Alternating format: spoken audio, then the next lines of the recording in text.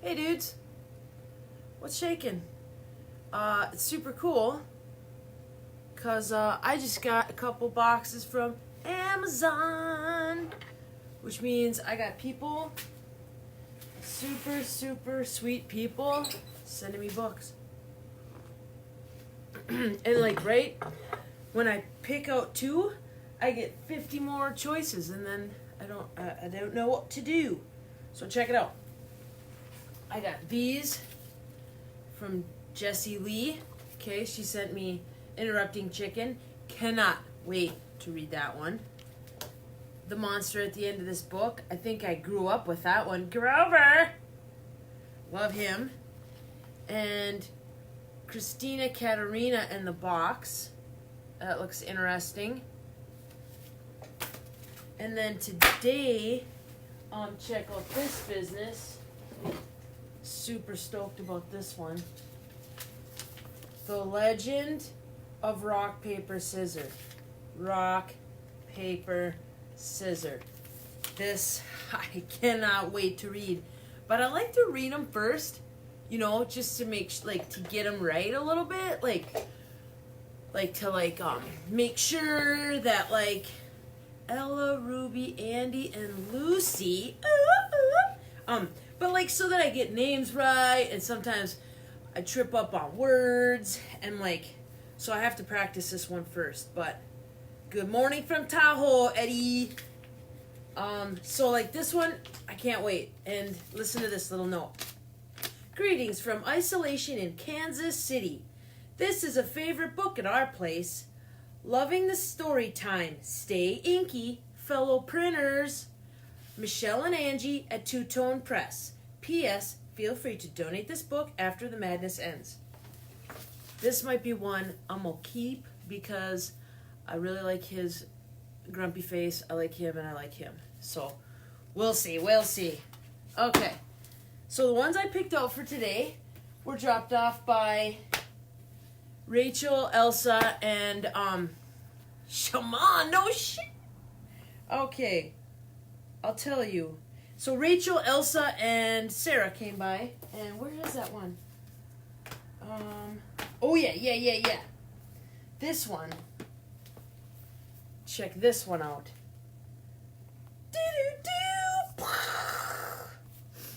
I was going to start with this one because I feel like this little girl is really cool and really awesome. And, we could cut right into it. I was thinking about making up a Storytime dance maybe that we could do. I was kicking around on the TikTok, which was kind of funny. What's up, Matt? It's Maddie. Hi, Maddie.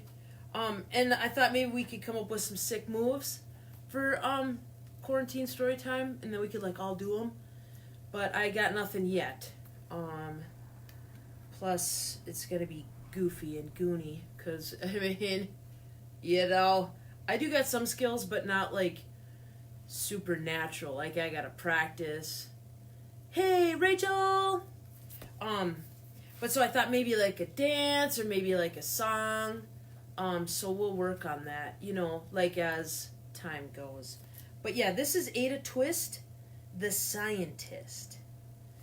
Okay, check out this guy right away. Meow, meow, meow. He's hilarious. What's up, Shauna? Okay. Ada Marie said not a word till the day she turned 3. She bounced in her crib and looked all around, observing the world but not making a sound. She learned how to climb and made her big break, with a trail of chaos left in her wake. She ran through the day, chasing each sound and sight. She didn't slow down till she conked out at night. So there she is, little Ada Marie. And she's got a mobile, which is pretty sick. That's her brother in tiger PJs. Hilarious. Let's look at these little things. Those are where the details are. Let's see what we got. We got a doll, a little dog. There's a little note here. She's got, what's happening? Oh, she knocked over a vase with a flower. Dee-doo-dee, dee-doo-dee. Sweet. Okay. Her parents were frazzled, but tried not to freak, as Ada grew bigger and still did not speak. Clearly, young Ada, with lots in her head, would have something to say when she ought to be said. There she is. Now she's like, she's got, who has those little magnet letters? I do. Lots of people do. You know, there's a little B. He's pretty cute. And these guys are like, oh dear, don't you want to just sit nicely and listen to a book? But toddlers never do, unless it's quarantine story time. Okay. That's just what happened when Ada turned 3. She tore through the house on a fact-finding spree. She climbed up the clock just as high as she could. Her parents yelled, "Stop!" as all good parents would. Ada's chin quivered, but she did not cry. She took a deep breath, and she simply asked, "Why?" Okay, that's probably not ideal for a 3-year-old to be climbing up a giant clock, right? Because, like, she could trip and fall and probably land on his head or poke her eye out with his finger, maybe crush the cat. So these guys are like, whoa, whoa, whoa, hang on. Madness is ensuing. Parker is enjoying again. Parker is a lifer. I love it. Why does it tick and why does it talk? And why don't we call it a granddaughter clock? Why is there pointy things stuck on a rose? And why are there hairs up the inside of your nose? She started with why, and then what, how, and when. By bedtime, she came back to why once again. She drifted to sleep as her dazed parents smiled at the curious thoughts of their curious child, who wanted to know what the world was about. They kissed her and whispered, "You'll figure it out." Mac and Stella are back. So she's poking up her dad's nose. Pew! And she notices those little guys, thorns. Gink! They'll make you bleed. They're harsh. She's like, "Why is the clock say tick-tock? Dee-dee-dee." And then she's like, "What? Why? How?" I still don't know how. And magnets, I still don't know why either. But she's cool. She's definitely smart. I like that. I like smart kids, you know? Okay? Her parents kept up with their high-flying kid, whose questions and chaos both grew as she did. So she's older now. She's walking. She's got cute little shoes and socks on. And she's like, oh, she's breaking some eggs, made a complete mess. The cat's like, meow, meow, meow. He's like, "Can I please have a break from Ada Twist?" And then she's like, "Dude, this turtle is hiding out. Why?" And then over here, she's looking at all of the planets, right? What do we got here? Saturn, Mars. Now the cat's happy. "Oh, I'm so safe and happy." Crayons. Looks like he might be wearing some Converse. Those are sick. Okay.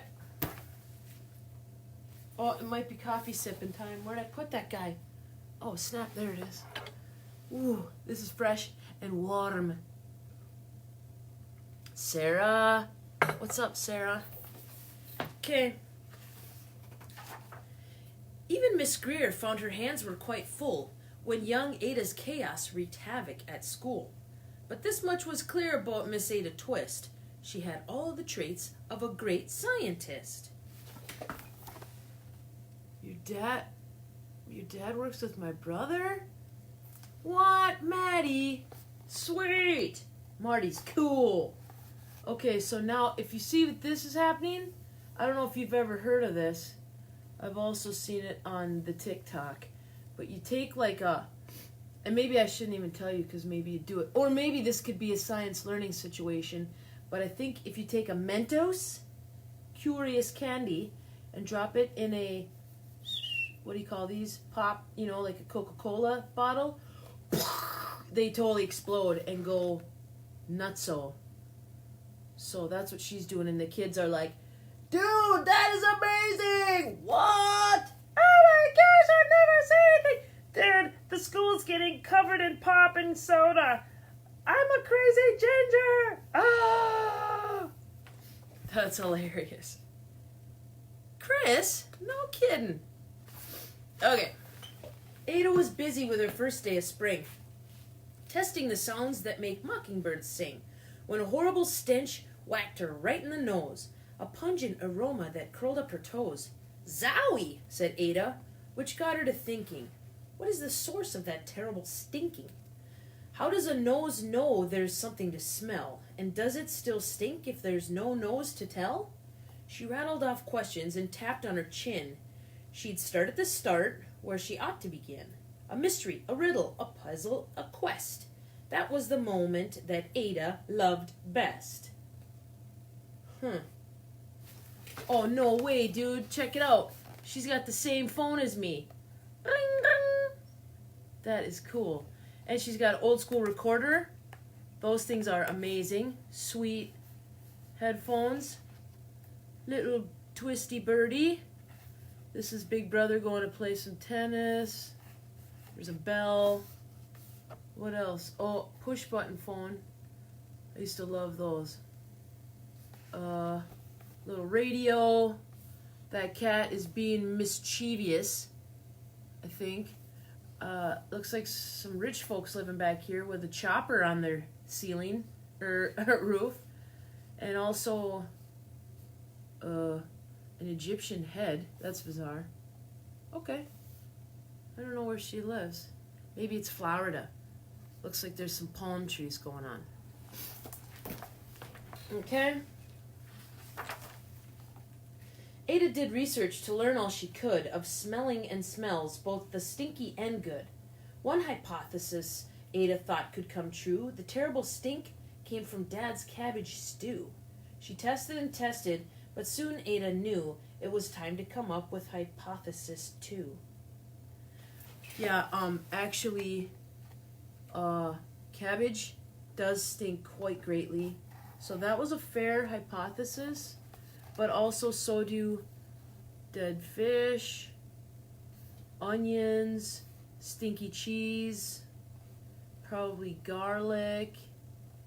What else? Oh, is that coffee maybe? Coffee stinks. Cinnamon, more garlic, beakers, test tubes, milk, rotten milk, whatever's in there, funk. Yeah. And then the cat. Meow, meow, meow. Guardians of the Woods. Alright, I'll look into that. Then zowie, the stink struck again, just like that. Hypothesis 2. It's caused by the cat. The cat couldn't make such a stink on its own. It needed perfume and some fancy cologne. So young Ada tested. The test was a flop. She started again and her parents yelled, "Stop!" So now Kitty is being the tester. The group A. She's spraying some perfume. Cat is not digging it. Oh, she got into her mom's perfume, clearly. You know, some eau de toilettes.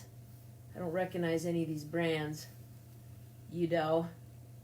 Oh, there, I recognize that one. Old Spice. My dad used to wear that. Maybe some of your dads wear that. Brute. Yeah, these are classic, you know. Not sure what the reindeer one is. That's pretty sweet. Cat head one. But then look what she's gonna do. Well, I want Kitty all clean now, so I'm just gonna chuck it in the washer. Not cool. That is very not cool. I would say do not. I think once when I was a kid, I crawled into the dryer, and my brother probably had something to do with that. Speaking of my brother. But yeah, you don't want to put animals in washers or dryers. That would be very, very bad. No bueno. Ada Marie, to the thinking chair now. By the time we count to 3. Enough, said her mother. That's it, said her dad. Parents were frustrated, frazzled, and mad. Why? Ada questioned. Her mother said, no. What? Ada queried. Her father said, go. You've ruined our supper. You've made the cat stink. Enough with your questions. Now sit there and think. She looked at her parents, and her heart turned to goo. Poor Ada Twist didn't know what to do. So these guys are all mad. Kitty's scared because they really raised their voices. And the brother's like, yeah, man, all I wanted to do was eat breakfast. And her mom has some sick style. What? Cool shoes, tons of bracelets, not unlike me. So we'd probably be friends. Cool earrings, dad, looking sharp. Skinny pants, little pointy shoes. And Ada's like, man, I was just trying to learn stuff. I don't understand why everybody's mad. You know? She's got pretty cool knee socks. Okay? She sat all alone by herself in the hall, and Ada, once more, could say nothing at all. So that's what happens in their house when you do something wrong. You go to the thinking chair. We used to have the Peace Corner back in preschool. Looks like she was going to color with a colored pencil, but she's awfully sad. It doesn't last forever, so it's not like it's that bad. And so Ada sat, and she sat, and she sat, and she thought about science and Stu and the cat, and how her experiments made such a big mess. Does it have to be so? Is that part of the success? Are messes a problem? And while she was thinking, she was the source of that... Oh, what was the source of that terrible stinking? Ada Marie did what scientists do. She asked a small question, and then she asked two, and each of those led her to 3 questions more, and some of those questions resulted in 4. As Ada got thinking, she really dug in. She scribbled her questions and tapped on her chin. She started at why, and then what, how, and when. And at the end of the hall, she reached why once again. Okay, so now she stood up on the chair, she snagged her pencil from the floor, now she's just writing. Okay, my nose is smelling bad things. The cat and perfume, no. The boiler thing and the cabbage, I don't know. The cat and the cabbage, I triple don't know. And the cat's like, please, can I just not be involved in any of it? You know? Her parents calmed down and they came back to talk. They looked at the hallway and just had to gawk. No patch of bare paint could be seen on the wall. The thinking chair was now the great thinking hall. They watched their young daughter and sighed as she did. What would they do with this curious kid who wanted to know what the world was about? They smiled and whispered, we'll figure it out. Okay, look what she did. What the what? That's the hallway. I think, like, kids do that sometimes. It's not great. Look at there's pencil shavings. Because she was ripping through. And she's doing stuff like, okay, if there's a dead fish that stinks, a fish, and then your nose, and then the cat, and then that guy's nostril and his brain, and sniffing more dead fish, and the cosmos, Tweety Bird, more cabbage, DNA, telephone ringing, put a clip on your nose. So they're like, oh dear, what do we do? She's just like, what? I'm just trying to like come up with all the answers. You know, smart people, we're lucky to have them, really. We're super lucky because they're going to fix all the things and like make the world better, right? That's what they did, because that's what you do when your kid has a passion and a heart that is true. They remade their world. Now they're all in the act of helping young Ada sort fiction from fact. She asks lots of questions. How could she resist? It's all in the heart of a young scientist. Yeah, these parents are rad. Okay, so here's what happened. They jumped on board, you know? They're like, okay, they got the book If, and they got these other books, Cosmos, I can't read it backwards, Radioactive Substance, In the Shadow of Man. How's it going, cat? Oh, what is this one? Do we need the moon? Yeah, so they're really getting on board, which I like. So brother's happy. These guys are curious too. Cat's happy. He's probably drinking coffee like me. And so then they loaded her up. So they got her a giant wall that she could actually write on, because you're not supposed to write on actual walls in the house. That makes parents very sad. Ash and Zach, what's up? So actually what they did was they jimmy rigged like a roll of paper, which is super cool. So then it could like, she could have all this room to write and then rip it off and then just keep going. And if, let's see, she's got beakers, a rocket, planets, big giant nose, other cool stuff. I sort of wish I had all that stuff. What's up, Scribbler? As for that smell, what can Ada Twist do? But learn all she can with her friends in grade 2. Will they discover the stink that curls toes? Well, that is the question, and someday, who knows? So now she's getting all her pals involved. You know? They're like, Stinky? Okay, let's ask questions. Crazy Ginge? I don't know what's going on there. All their buddies with their sweet fashion. Yep, I like it. They're asking questions. What's in there? An octopus tentacle. That's bizarre. I don't know where you get that. Well, maybe. Alright. Zara and Legend. Wow, good names. Okay, that was a cool one. I guess it's called Ada Twist Scientist. Okay, so then I'm going to do one more. Let's see where we at. I poured aggressively that time. I'm trying to do a little timer so I can keep it in a decent amount of time, you know? Okay, so this one I want to do because it's hilarious, but I think it's too long.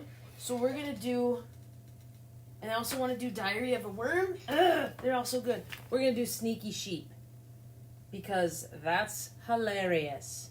Okay? Sneaky Sheep. We'll do this one quick. Okay. Oh, you have to see this because sheep love clover. And look at their little faces. They look funny, but they love clover. Remember that. Sneaky Sheep by Chris Monroe. Rocky and Blossom lived in a meadow in the mountain, on the mountain. So they're on the mountainside in the meadow eating clover. They really love clover. They lived with 147 other sheep and a sheepdog named Murphy. Murphy watched over the sheep. He made sure they all stayed in the meadow. But Blossom and Rocky did not want to stay in the meadow. Why do we have to stay in the meadow? I want to explore. See, I mean, I can get these guys because I'm like them. I want to explore. Why do I have to do what people tell me to do? But that's Murphy. Adorable.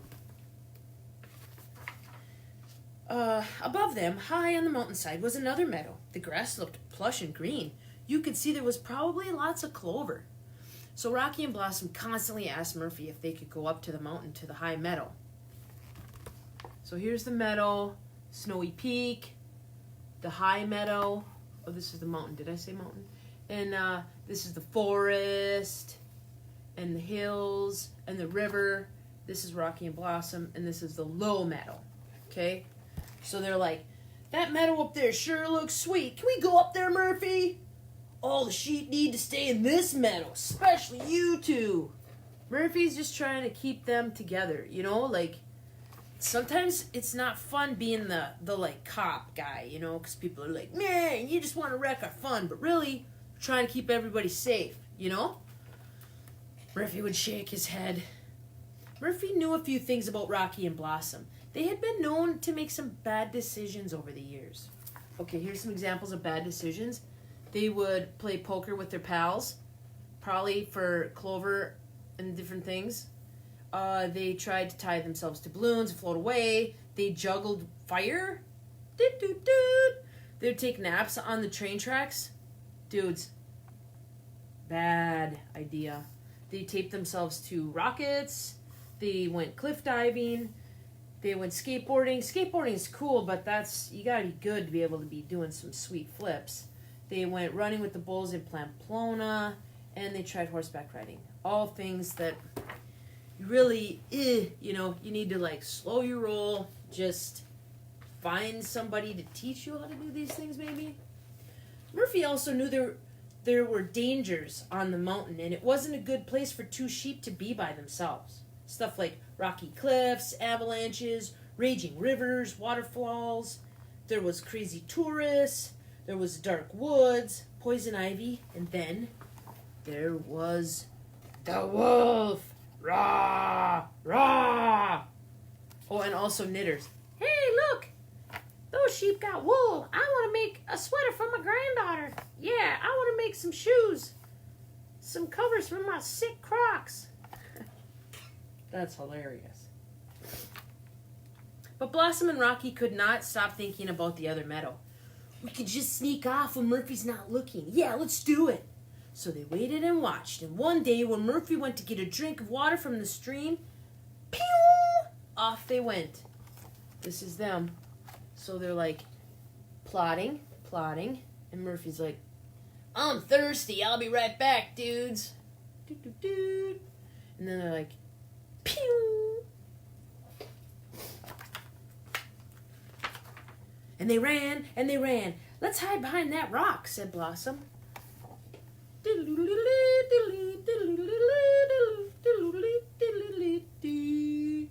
Okay.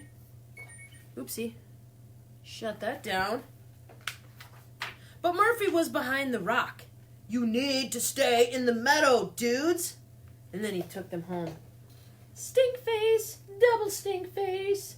Just trying to do the right thing. You know?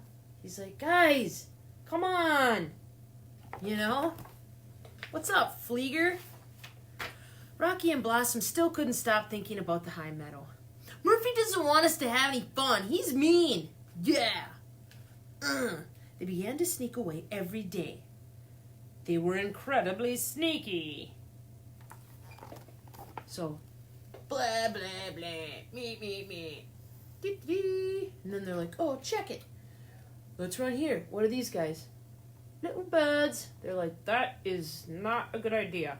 Raging river. Oh, butterfly. Dee-dee-dee. Pew. More adventures. They see an owl.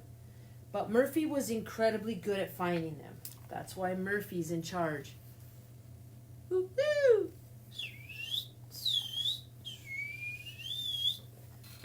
Where are they? They're in the flowers.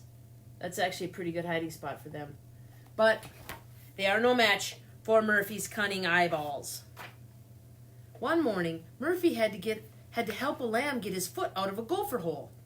Blossom and Rocky made their getaway again. This time we'll hide in the forest.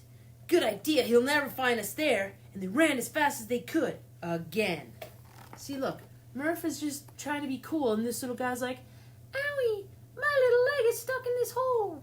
And he's like, hang on, I'm going to get some sunscreen and put it around, lube it up, yank it out. Thanks, pal. And they're like, dude, let's make a run for it. Those little guys. The forest was dark and overgrown, and the two sneaky sheep ran for a long time. I bet we're almost there. Let's rest a while. Sounds good to me. After a while, they stopped by a huge pine tree. So, they're getting into some uncharted territory. It's getting dark in there. There's probably bad things. And these guys are like, clueless. Die? Let's just sit here and wait for a minute. Dun dun dun. They walk around its large trunk and ran into the wolf. Rocky and Blossom were extremely startled, to say the least. Let's check him out first. Ooh. Hello. He's scary and very cunning. And when it's said like that, that means it's mean. Hello. Blossom and Rocky backed away slowly. We were just heading back to the meadow, so don't let us disturb you. Yeah, the meadow. Gotta get back on time. See you later. and then they quickly turned to run.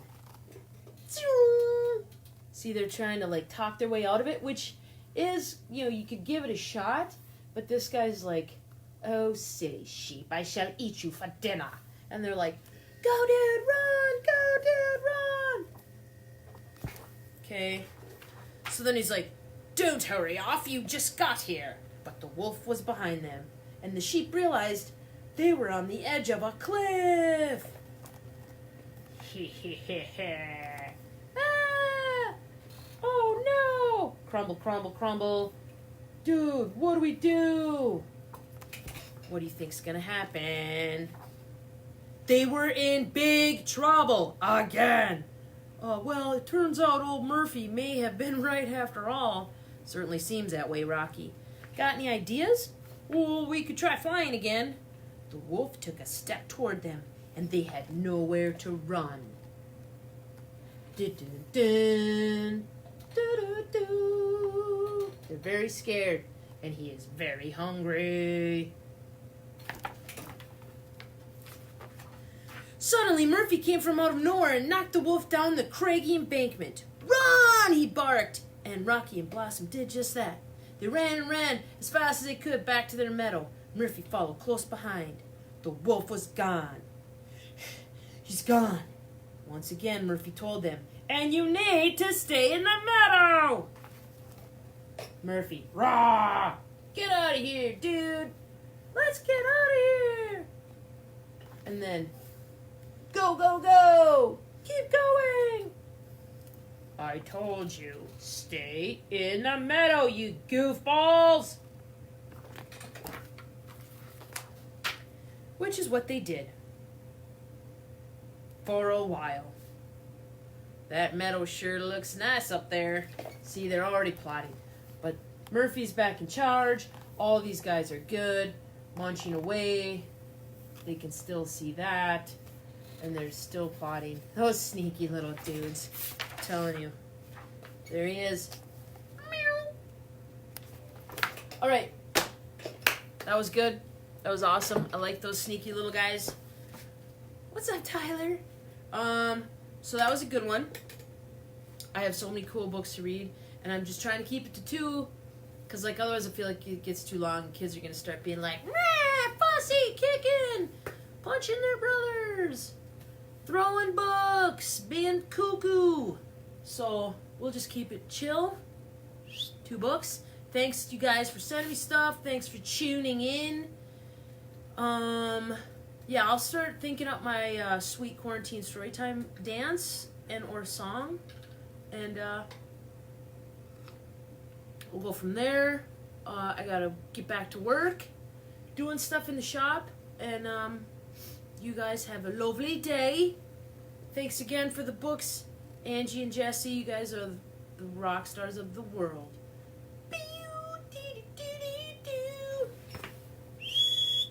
Bye, dudes.